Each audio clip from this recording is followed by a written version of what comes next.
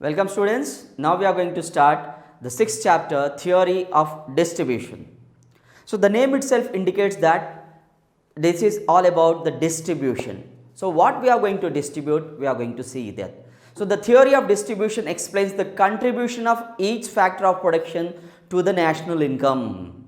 So it is the theory of distribution explains the contribution of each factor of production to the national income. It means that it is not directly distribution like I am distributing among this 1, 2, 3, 4, like not like this.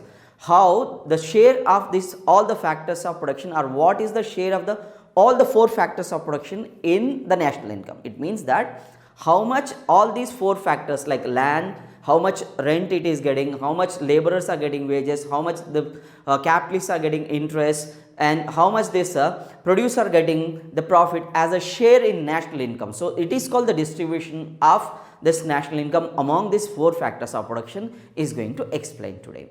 So broadly there are 4 factors of production. They are called land, labor, capital and organization. This is already we have studied. So like any other factors or like any other goods, the services, goods and services, the 4 factors of production have a market, and where there is the prices of this market, where the prices of these 4 factors are determined for their uses in the production process. So what I mean to say is these 4 factors like any other factors like or any other goods also have a price, For example, a pen has a price, book has a price, and like that the land, labor, capital and organization, these also have a price, and these also have a market. In the market they have price. So how the price of these 4 factors is determined, we are going to study in this concept. So the theory of distribution explains the significance of each factor contribution to the national income. So now we are going to see what is the definition given by Chapman on this. Chapman says that distribution accounts for the sharing of wealth produced by community among the agents of owners of the agents which have been active in its production. Simple. So the share of the production among the agents which are participated in the production is called this national or this theory of distribution, the definition by the Chapman. So what is distribution according to Chapman is, so there are agents and these agents are participating in production activity. By participating in production activity, how the share, the total production is distributed among these 4 factors of production is studied in this distribution concept. So the next one is the major factors that determine the price of a factor of production like any other good are demand and supply. As we have studied in perfect competition, the price of the commodity is decided by the market forces called demand and supply. The same way for these factors of production also the prices are determined by demand and supply of these factors. So the theory of distribution studies about the share of the factors of production in the national income and how the prices of these factors of production is determined. So the determining factors of these factors like other goods, like normal goods, the demand and supply in the market. So now we are going to see how the prices are distributed and all in clearly. So first, distribution of income, how it is and what it is in conceptual. First one, these are 2 types. So there are 2 types of distribution of income. First one is functional distribution, personal distribution. They are personal distribution and functional distribution. What is called functional distribution? We are going to see.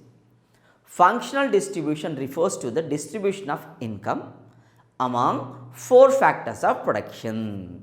Simply land, labor, capital and organization. So when income is distributed among 4 factors of production, that is called functional distribution. So functional distribution tells us how much a factor of production is rewarded for their contribution in production of goods and services, isn't it? So how much a factor is rewarded for its contribution in production. So, therefore, we can say that the land will receive the rent. How? As a owner of the land, it will receive or it will provide, because it is providing land, and he generates as a reward for the land. It means the land will be given rent as its price. To whom? To the landlord. To the landlord. And the laborer is the owner. Who is? Laborer is the owner of what? Of labor, and he provides labor and get wages as its reward. So, for example, there is a laborer, there is a worker. What is laborer in economics? The one who renders his physical or mental exertion is called laborer. So, the laborer is providing labor to the production activity. So, since he is providing labor to the production activity, he will be paid wages to the in response to or against to the labor what is rendered to the production activity. So, next one, money lender. Money lender or investor who owns the capital, provides capital and receive interest against his capital as remuneration. As remuneration. Therefore, money lender or investor receives interest for his capital contribution. Next one, finally, organizer will supply services to organize the production unit and for his services receives profit. So, organizer has what?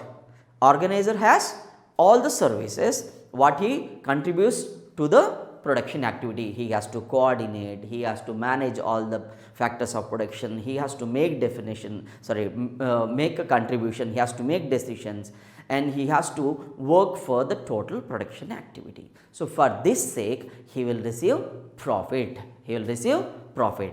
So, this is all about the contribution of various factors and the reward what they are going to get against their participation in production. Land will get rent, labor will get wage, capital will get interest, that is money lender or investor will get interest, owner, that is organizer, will get profit.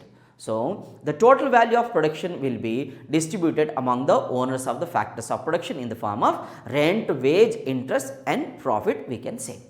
Thus, income is equal to rent plus wages plus interest plus profits.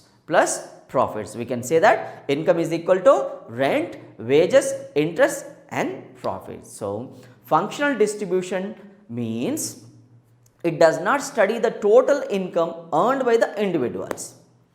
It studies the total income earned by the four factors of production, namely land, labor, capital and organization. Land, labor, capital and organization. So, therefore, the functional distribution divide into two forms. One is micro distribution and macro distribution. First one, micro distribution, that is how the prices of factors of production are determined, studied under micro distribution.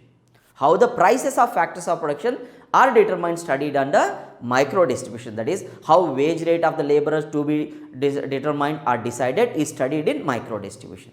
Macro distribution, the share of factors of production in the national income is studied under macro distribution, that is the share of labor is how much in the total of national income, the share of rent is how much in the national income, the share of interest is how much in the national income, or the share of capital is how much in the national income is studied in macro distribution. So, therefore, this functional distribution is divided into two parts, micro and macro distribution.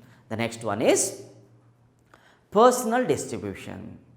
Personal distribution means personal income distribution studies how income or wealth of a country is distributed among its people. So, it means how income or wealth of a country is distributed among its people, and it studies how much income is earned by an individual, but not how it is earned, in how many forms it is earned. It only studies how much income is earned by a person, that is all. In how many ways he has earned, it is not the matter, because normally income means income from different sources also studied, but here sources are not studied. In total, how much a person or a particular person's earned income is only studied in personal income distribution. Therefore, the income inequalities and its causes in the economy can be known by studying personal income distribution. Hence, income inequalities income inequalities can be studied with the help of personal income distribution.